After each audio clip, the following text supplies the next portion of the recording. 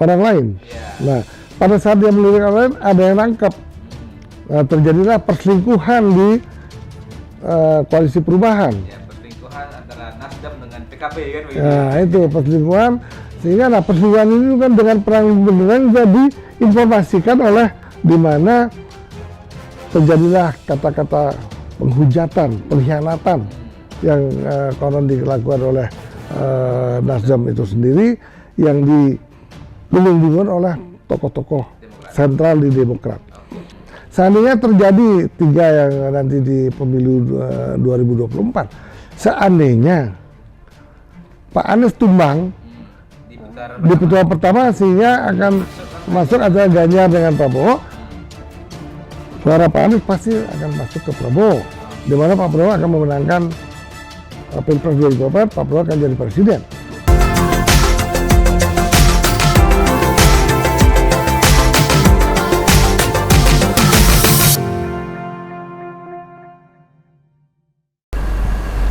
Selamat siang, kembali lagi di channel YouTube Mr. Puisi Live di bawah naungan MGP Media. Hari ini kita akan ngobrol-ngobrol santai lagi bersama Mr. Puisi tentang masih dinamika politik yang ada. Sekarang kita bahas dari perspektif kubu koalisi yang namanya baru diumumkan, Indonesia Maju ya. Koalisinya Pak Prabowo sebagai capres dengan sebenarnya ada 4 partai yang sudah bersepakat, ada Gerindra, ada Golkar, ada PAN, dan PKB. Tapi belakangan muncul isu duet antara capres dari koalisi perubahan Anies dengan Ketua Umum PKB Caimin. Nah, jadi kalau itu terjadi, apakah artinya P3 akan hengkang atau keluar dari koalisinya Prabowo?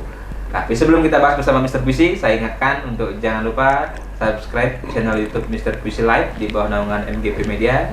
Jangan lupa juga like, komen, dan share konten-konten di channel YouTube kami. Mr. Puisi, ya ini kita lagi mengulik kondisi di internal koalisi dari Pak Prabowo sekarang.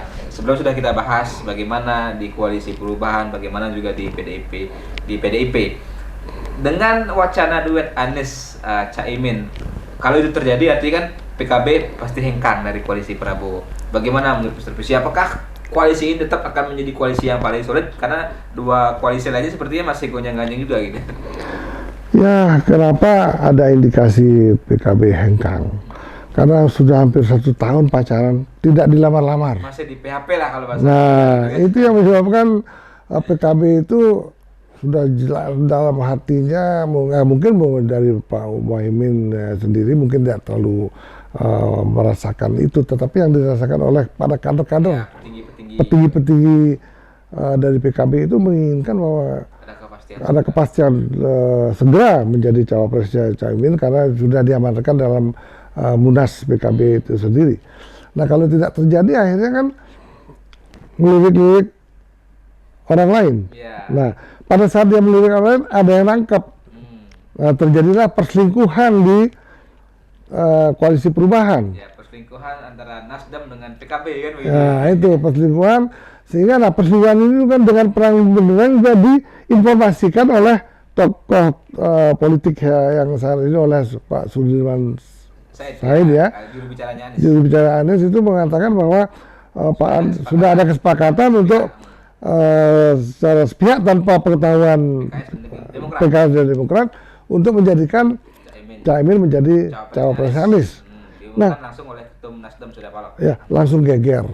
Suara politik yang tadi cair menjadi membeku, menjadi es, sehingga Partai Demokrat menyatakan bahwa tidak akan mendukung dan pasti akan cabut dari koalisi perubahan. Sudah juga diturunkan baliho-baliho Anies dan Ahy. Nah, itu yang masalahnya, kalau sudah diturun, udah di take down, nggak mungkin lagi akan dipasang lagi. Ini sudah memanas sekali. Maklumlah, politikus dari Demokrat itu masih merupakan politikus muda yang tidak sabar dan tidak menunggu hal-hal yang filosofi seperti orang-orang yang sudah mapan, sudah beda dan benar, bahwa mengalahlah untuk menang. Nah, ini kesabaran mengalahkan semuanya, sehingga terjadilah perselingkuhan yang kemungkinan dilakukan oleh Nasdem, di mana terjadilah kata-kata penghujatan, pengkhianatan yang konon dilakukan oleh Nasdem itu sendiri, yang didukung oleh tokoh-tokoh Demokrat. sentral di Demokrat. Untuk itu kelihatannya sudah akan tundangannya sudah berakhir. Tundangan antara PKB dengan Prabowo, Ya sudah berakhir. PKB dengan Gerindra. Gerindra. Karena udah jelas hal ini menyebabkan partai-partai politik lainnya, Gerindra itu juga terusik.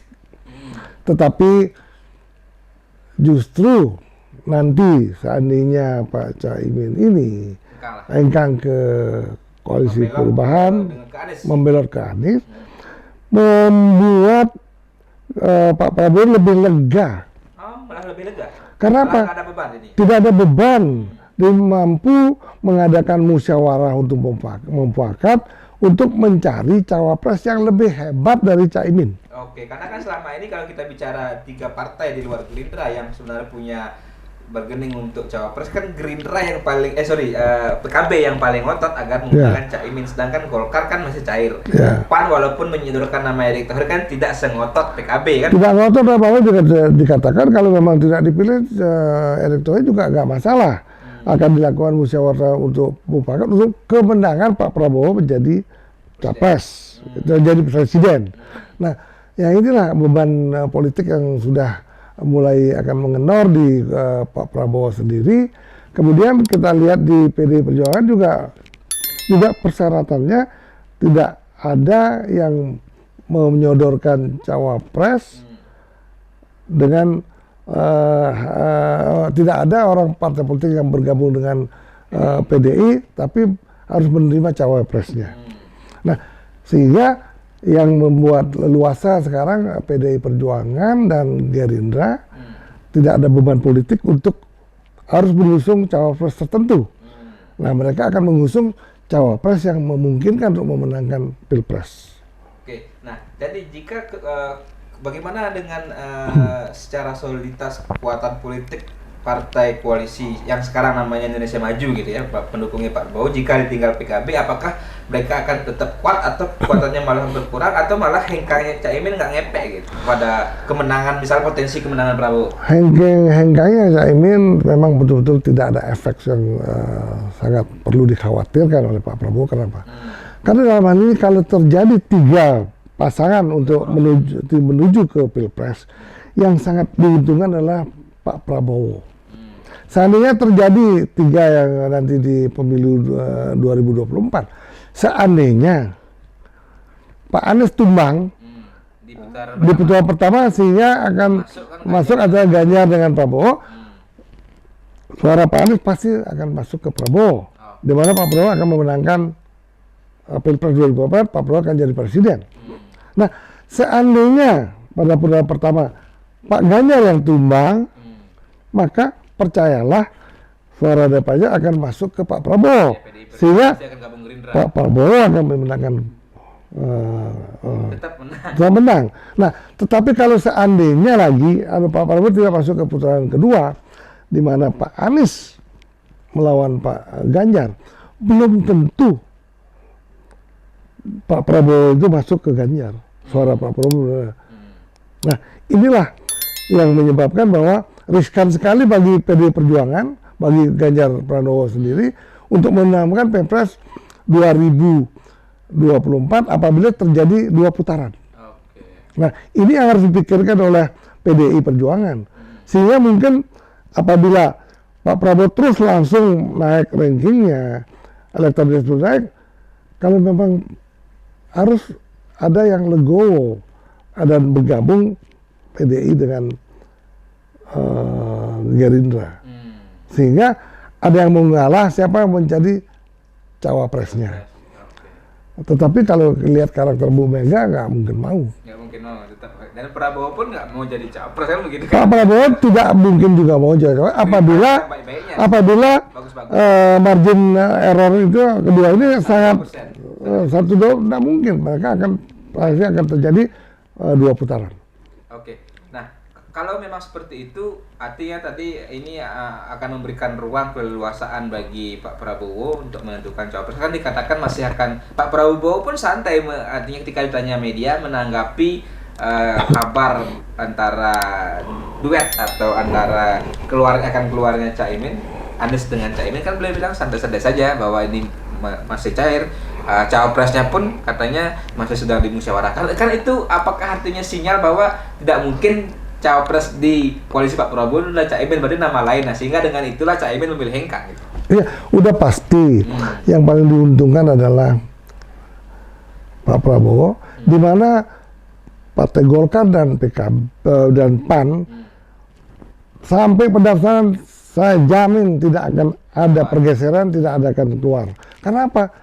Kedua partai itu tidak ngotot untuk mencalonkan cawapresnya masing-masing. Nah, makanya di sini perlu jiwa besar lah, bukan mencari kekuasaan yang kemudian mencari kekuasaan untuk mendapatkan kabinet yang gemuk, jatah kabinet yang gemuk. Yang perlukan adalah sekarang bagaimana seorang presiden mencari cawapresnya yang bisa membangun Indonesia menuju ke depan. Ya. Itulah.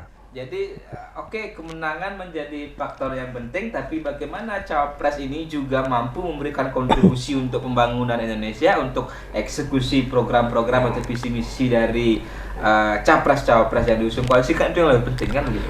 Ya, yang jelas nanti siapa yang mempunyai gagasan untuk berkelanjutan, artinya maka dukungan daripada Pak Jokowi yang elektabilitas sangat tinggi mencapai 80% pasti akan tingkat kepuasan 82% pasti akan lebih pro kepada capres yang punya gagasan berkelanjutan. Nah, ini saya menarik kalau menyinggung itu. Beberapa hari lalu saya hadir di acara saya Partai Gerindra, salah satunya Papera, ya, Persatuan Pedagang Pasar.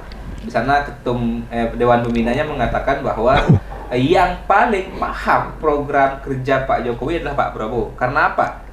Beliau, Pak Prabowo, lawan politik Pak Jokowi 2 kali Pilpres. Kemudian pernah menjadi Gerindra, partai oposisi di pemerintahan. Oposisi kan kerjaannya nguliti program pemerintah baik buruknya. Jadi yang dianggap paling paham program Pak Jokowi dan paling tepat, paling bisa melahirkan adalah Pak Prabowo. Bagaimana pandangan Anda? Itu sangat benar sekali. Karena apa? Selama Pak Prabowo ikut di kabinet Pak Jokowi, mereka tahu persis bagaimana kesuksesan Pak Jokowi sehingga negara ini menjadi negara yang cukup bagus kalau kita dibandingkan dengan negara lain. Inflasi terkendali, ekspor meningkat, kemudian defisit perdagangan juga mengecil, sehingga Pak Prabowo mengerti sekali bagaimana langkah-langkah Pak Jokowi sehingga negara kita yang dalam suasana perekonomian yang sangat sulit bisa eksis sampai saat ini, terutama bisa eksis pada saat COVID.